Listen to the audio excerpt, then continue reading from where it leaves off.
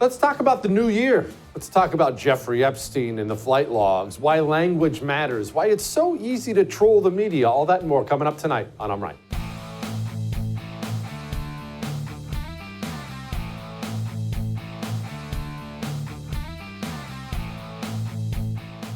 Let me ask you something about 2024. Yes, by the way, I'm back. Yes, I missed you terribly. I'm here. I'm not going anywhere now. Let's do 2024 together. Anyway, yes. Let's talk about it, though. We have some big dates coming up. I'm sure you're already well aware of them. We have the Iowa caucuses on the 15th. That's for the Republican primary. What are the stakes there? Well, they're huge. At least if you're Ron DeSantis, you need to win that.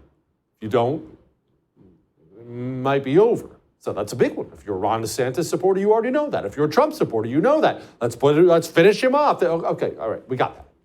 The New Hampshire's right after. Super Tuesday is right around the corner. That's March 5th. These are big dates coming. November, of course, the general election, all these things. But let's set all that aside for a minute. Set all that aside. And we'll deal with all kinds of election stuff this year. It is an election year. Right? It's not something we're going to ignore. But let me set that aside. Let me ask you something. And I want you to be honest with yourself. Let me ask you this. 2024, here we are at the very beginning of it. We have a whole lot of days left in it, pretty much the entire year. Are you going to be able to have a good year if the elections don't go the way you want them?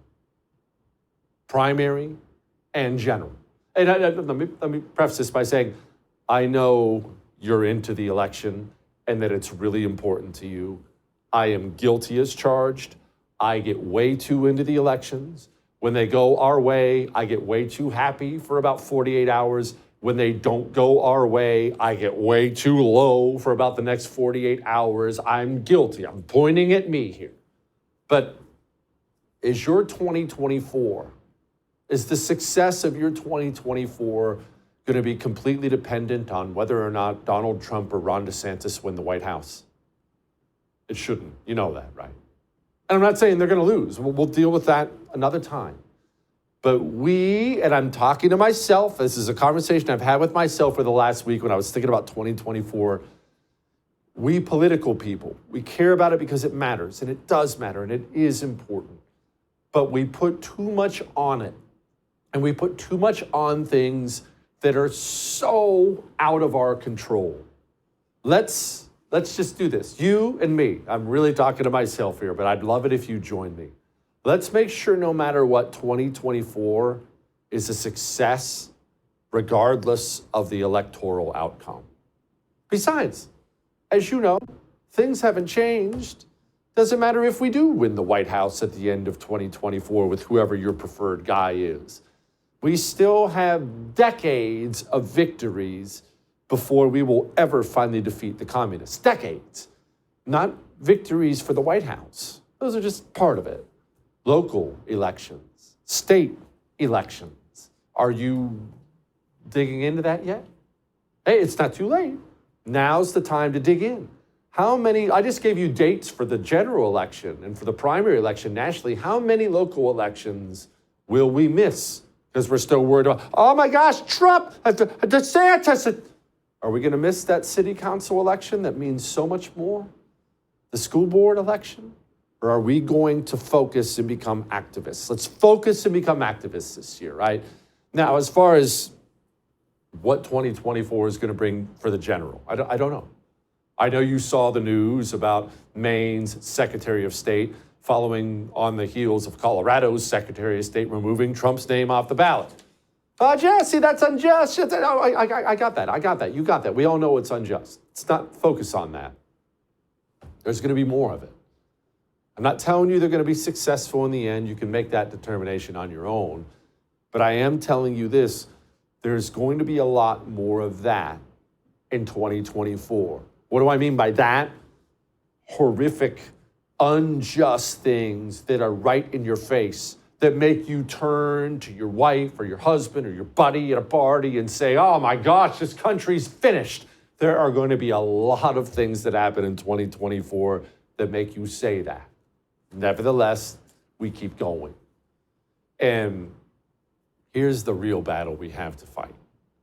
Yes, we are anti-communists now and always, and we will always fight the communists first. That has to be priority number one, always. Stop the communist demonic agenda. But we can't do that unless we start preparing ourselves, unless we change ourselves, meaning the GOP as a party. I'm not talking about you personally. Maybe you need to change, maybe you don't. It's not my business. But the GOP does. Right now, we have this huge, scary monster in the ring. We'll call the monster communism. He will eat all, he will destroy all, he will consume all, because that's what communism has always done. And so we need a fighter to jump in that ring and go fight for us.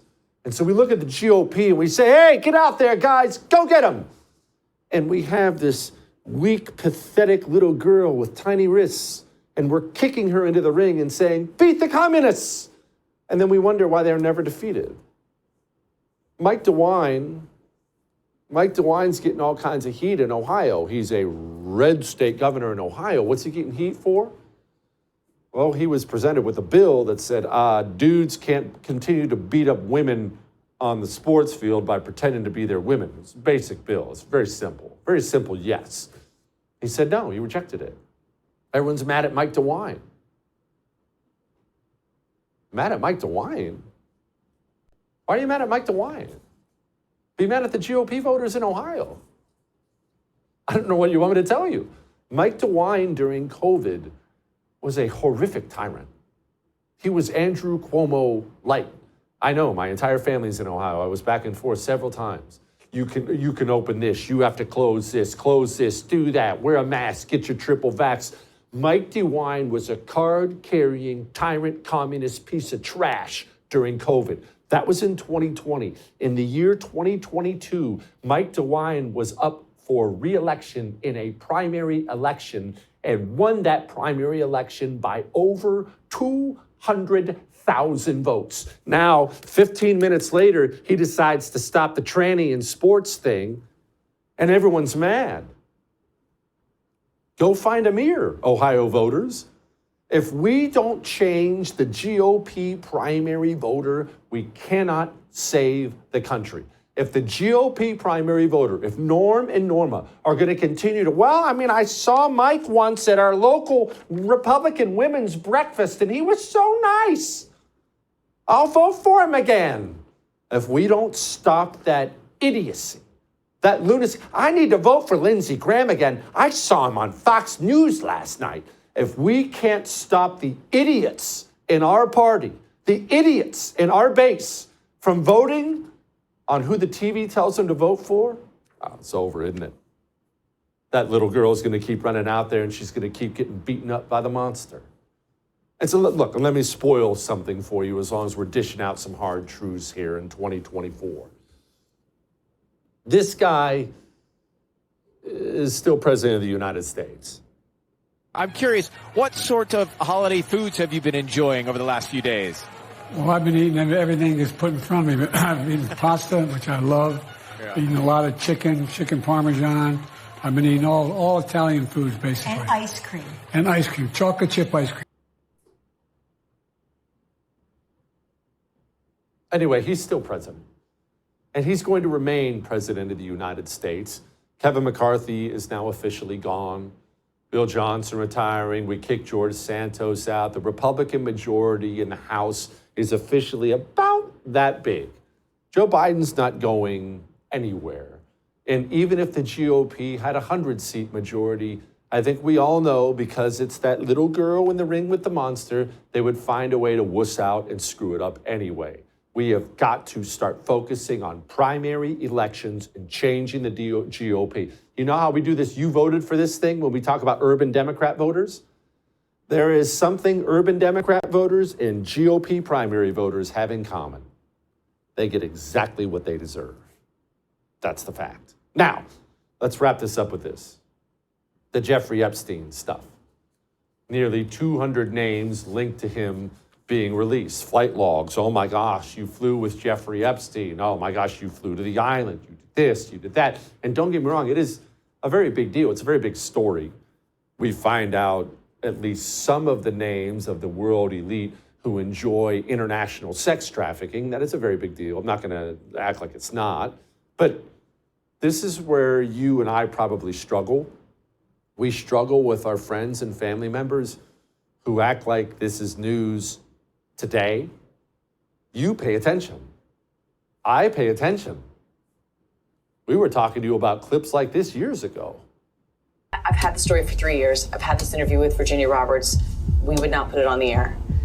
First of all, I was told, who's Jeffrey Epstein? No one knows who that is. This is a stupid story. She had pictures. She had everything. She was in hiding for 12 years. We convinced her to come out. We convinced her to talk to us.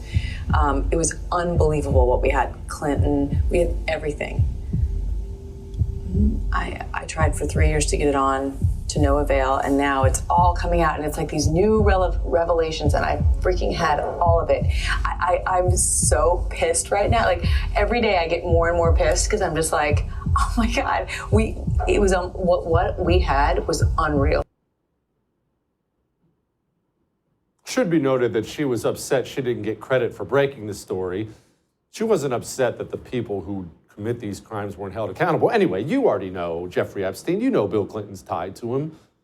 You know that the man who spent the last 3 years trying to sell you a vaccine, the man who spent the last several years buying up American farmland, also has ties to him. It was reported that you continued to meet with him over several years, and that, in other words, a number of meetings. What did you do when you found out about his background? Well, and, I've said I regretted having those dinners, and there's absolutely nothing new on that. Is there a lesson for you, for anyone else looking at this? Well, he's dead, so, in general, you always have to be careful. He is dead, isn't he, Bill? He is most definitely dead. Committed suicide and while in custody after the guards fell asleep and the cameras malfunctioned. All that may have made you uncomfortable, but I am right. I can't wait to talk to Sara Gonzales about this Jeffrey Epstein stuff in a moment. Before we do that, let me talk to you about a resolution you can have for 2024.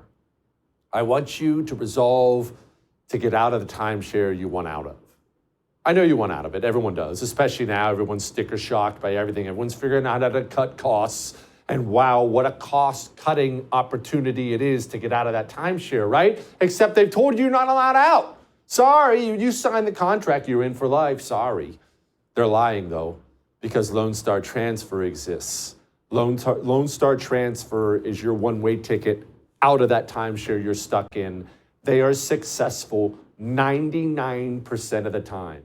If you pick up your phone and make a phone call, you can be free. Call them. 844-310-2646. This is a family company. They will get you out. 844-310-2646. We'll be back.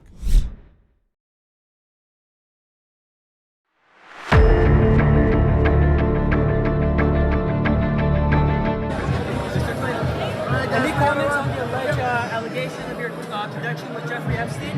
No.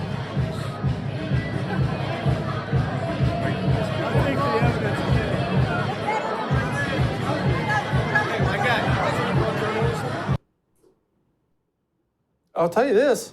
You know what's amazing?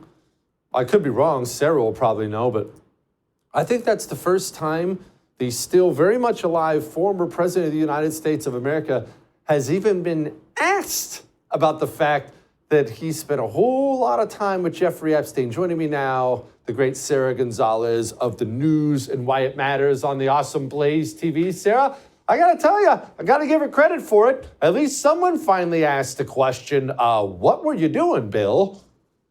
Yeah, you're right. It only took how many years for anyone to seek actual truth when it comes to, the Democrats in power. What I find fascinating is that we're acting as if this is big breaking news that we didn't already know for years and years and years now, that Bill Clinton was closely associated with Jeffrey Epstein. I mean, it's nice to have, some sort of documentation of it, but let's be honest, is anything going to change now that we have some sort of documentation? I would say no, I don't think so. What is going to happen? Are we going to take this man who you pointed out doesn't look to be all that alive, and we're going to seek investigations? I mean, I think that, at the end of the day, I think this is satisfying for a lot of people who have been saying for years, of course, Bill Clinton was a part of, Epstein Island. Maybe they'll feel some vindication, but aside from that, I just don't think anything will come of it.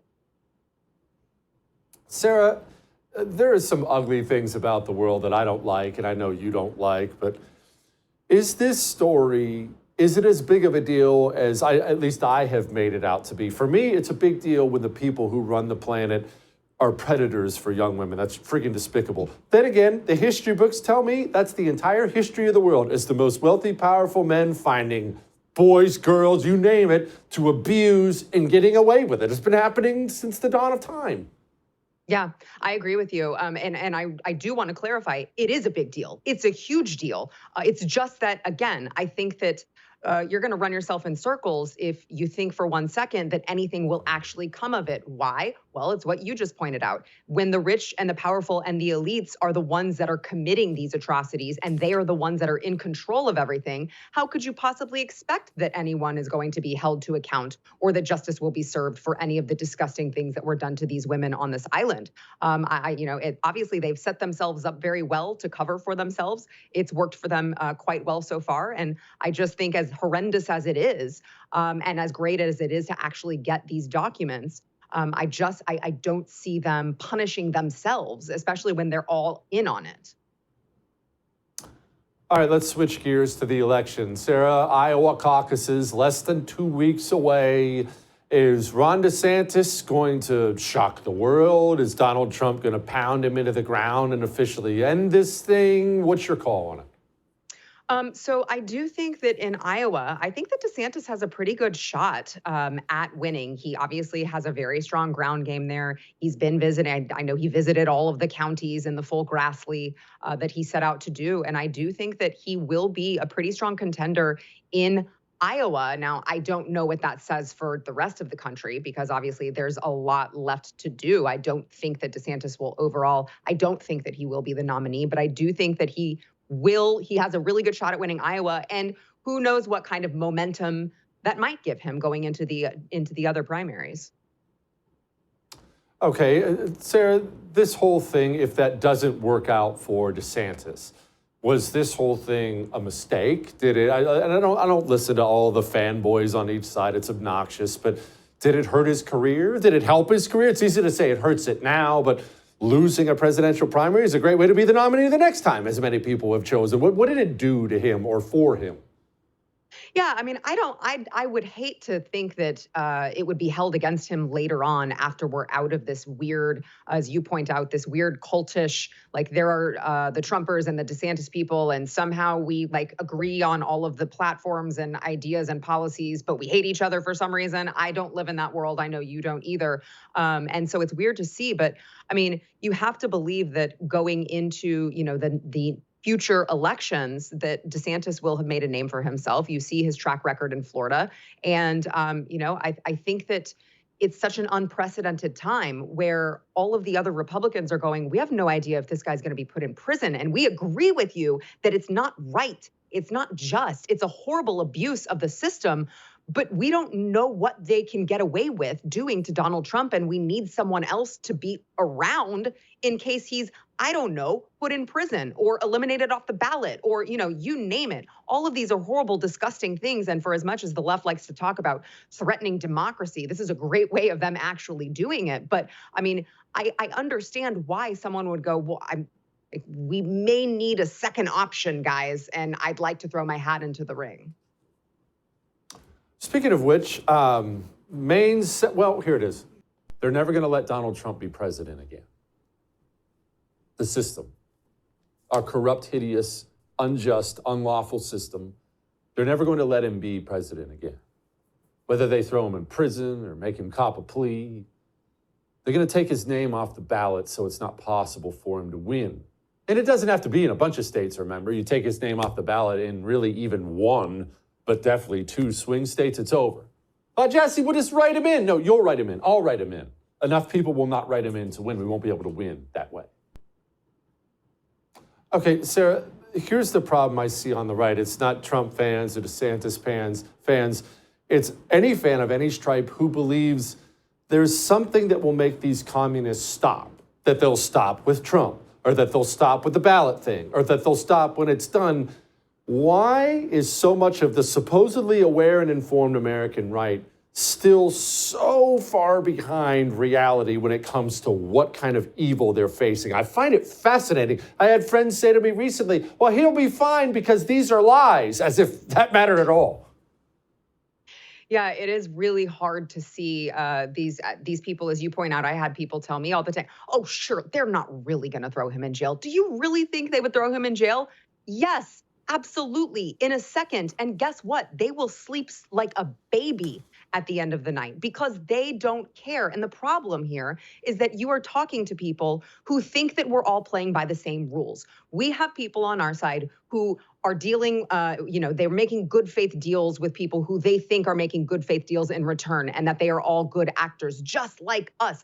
That's not who we're dealing with here. We are dealing with people who think that the ends justifies the means, or the means justifies the end, and they will do whatever it takes to keep power. And I think that that's just really difficult for some of the people on our side to identify with, because that's not them, and they don't understand. They think everyone acts in good conscience. Guess what? These are bad actors. They don't care. They will destroy you to keep power. And I fear that it's going to take something like this to erode our, as they love to call it, democracy. I fear that it's going to take something like this just for our side to understand that they don't play by the rules that they set for you. They only want you to play by them.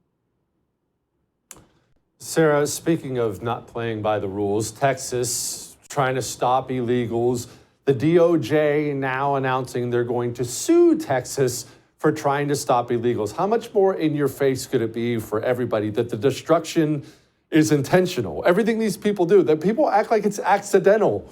And it blows me away. I have no idea why. They didn't accidentally open up the border. It's a key part of their plan to destroy the country, and they're going to stop anyone who tries to stop it.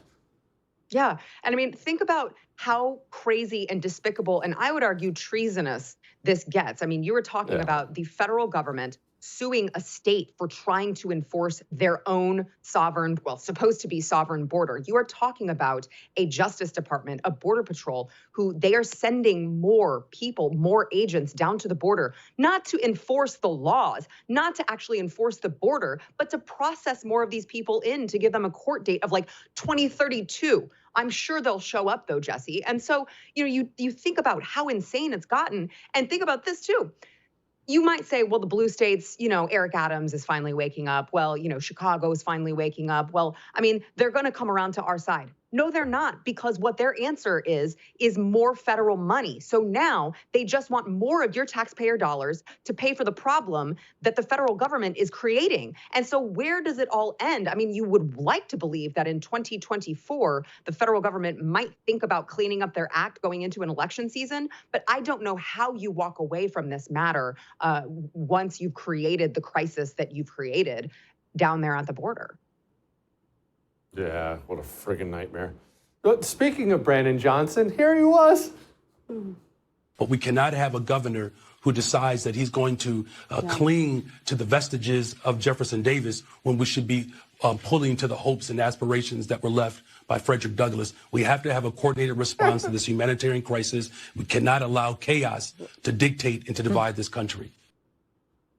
It's wild what robots these people are, Sarah. Everything's back with the Confederates and whatnot. It's like they're not even human anymore.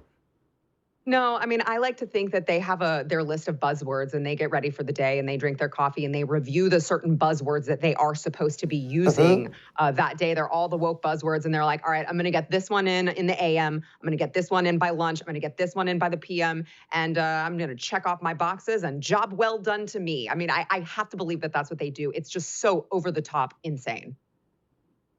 Yeah, it is. Sarah, thank you, ma'am. Come back soon. Thank you. All right. We have culture wars stuff to discuss.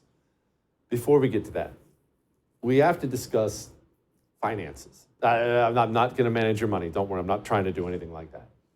We have to discuss making preparations for things not going our way. It's not as if they did print a bunch of money that wasn't backed by anything. It's not as if they used to pass trillion-dollar bills we couldn't afford. They do it all the time still. They're destroying your money. They're not even anymore pretending like inflation is going to come back down. They're not even telling you that's going to be the case. They're trying to tell you, this is the norm, and it might get worse. So what can normal people do? Can't print your own money? All you can do is get gold or silver, precious metal. I don't care what kind. Get some in your physical possession. Gold, silver, get it in your retirement. You need to start acquiring value that lasts no matter who's elected, no matter who's running the Fed. Go to jessekellygold.com. I've partnered with Oxford Gold. It's your one-stop shop for all that. It's very, very easy. They make it easy. I can do it. My dad does it. jessekellygold.com. All right? We'll be back.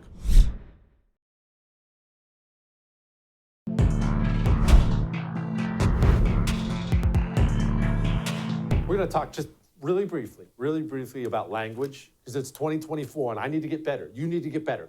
One of the things we need to get better on is the language we use. The communist is purposeful with the language he uses. It has a purpose. We are not. How many times have you heard Democrats take the saying MAGA or Make America Great Again and talk about it as if it's some rallying cry for hate? How many times have you heard stuff like this? Donald Trump and the MAGA Republicans represent an extremism that threatens the very foundations of our republic. The MAGA Republicans don't just threaten our personal rights and economic security. They're a threat to our very democracy. They refuse to accept the will of the people. They embrace political violence. Extreme MAGA Republicans don't want the children of America to learn about the Holocaust. While MAGA Republicans are fixated on their extremist agenda like a national abortion ban, Democrats are focused on creating jobs, lowering costs, and bringing the country together. And sadly, so many of those extremists, those MAGA extremists, take their marching orders from Donald Trump. And when do they break with him?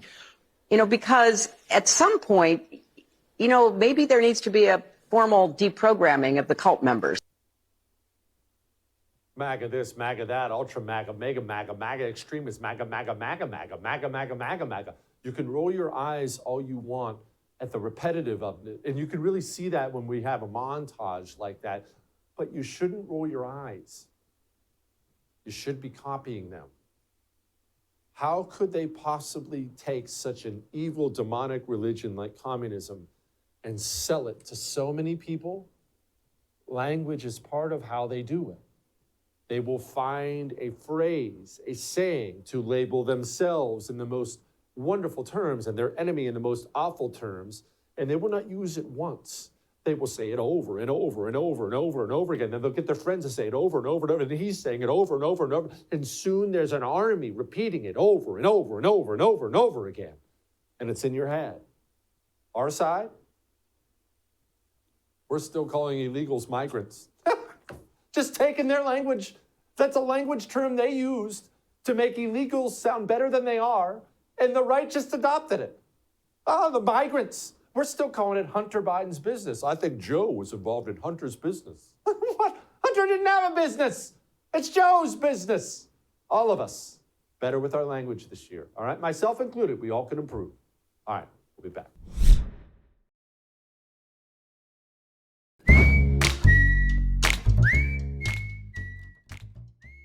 All right, it's time to lighten the mood. And I need to explain something about myself before I go into the little Statue of Liberty story that popped up out of nowhere. I have many, many bad things about me. You know this if you've watched the show for any length of time. I'm a bad person. I've never claimed otherwise. One of the worst things about me is I enjoy aggravating people. I know that's bad. Right, I know that's bad, but when I'm home, I may do something small, leave the chips out just to hear my wife yell about it really quickly. And I'll get a little snicker out of it, and then she'll get a little snicker. So that's the fun part. But that's someone I like.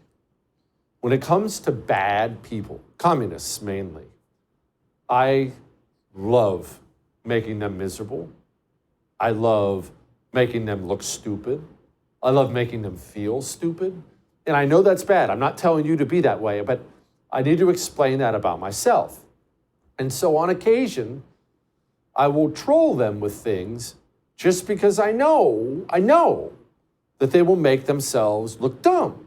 So this is something stupid that happened, but I just thought it would be funny. I didn't even think it was that clever. The Statue of Liberty is French. You know that, right? It was a gift from France. Everyone knows that. Everyone's who's been to elementary school knows that. It's a gift from France. So I was traveling in Europe for Christmas. And I was looking at all the monuments and statues and cool stuff over there. They do have some cool stuff over there. And I put up some social media posts about how, they have nice stuff over here. So here's what I said about the Statue of Liberty. I was in Europe, I was traveling around in Europe, vacation with the family, looking at all the monuments and history and stuff. And they have amazing stuff over there. So I thought it would be funny to just say, hey, they have great stuff, but it's not as good as our stuff, and then put up a picture of the Statue of Liberty, which was obviously made in France. It was a gift from France. This is something everybody knows. So it's a very obvious joke. It's obvious to you. It's obvious to me. These people are so deranged that they can't ever understand a good joke, and they can't understand or appreciate when they're being trolled. They've written several articles about this since then. There was an article about it in The Guardian, in Raw Story. I'm talking headlines about how I humiliated myself with the most obvious joke in the world. This dude, what's this dude's name? Edward O'Donnell, some commie historian, made a video about it. So, did you hear what radio talk show host Jesse Kelly said about the Statue of Liberty? Yeah, he was trying to make some sort of a patriotic USA kind of post about the superiority of American culture to Europe's, and kind of botched it. Hate to break it to you, my dude, but the Statue of Liberty was designed and built in France, which would make it 100% European and not American. Okay, so I know you're laughing at that idiot. Why? Why do they fall for it so hard?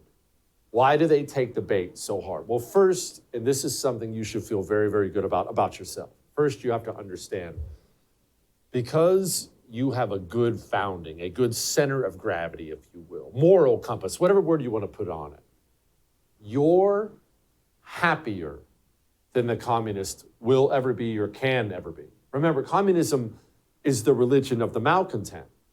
He's bitter, miserable, angry about everything all the time. Have you ever known somebody like that in your life?